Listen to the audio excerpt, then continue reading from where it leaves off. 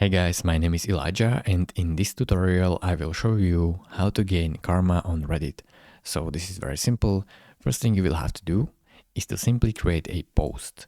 And there are two types of karma on Reddit. First is the post karma and the second is a comment karma. In order to add a post, add a valuable title and a valuable body of the post.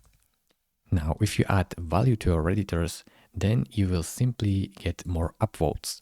And more upvotes you get, the better post karma you get.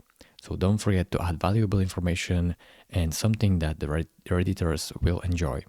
Now, there are the second type of karma, which is actually a comment karma. You will have to go back to Reddit and then find a post that you can add value to that you didn't create. Click on the comment button right here and comment something valuable so the Redditors will be happy to see your comment and it will be basically helpful for them, and you can get upvotes like this, and more comment upvotes you get, the more comment karma you gain. So comment, valuable comment. Thank you very much for watching. If this video was helpful to you, consider subscribing and liking this video, and I will see you in the next tutorial. Bye bye.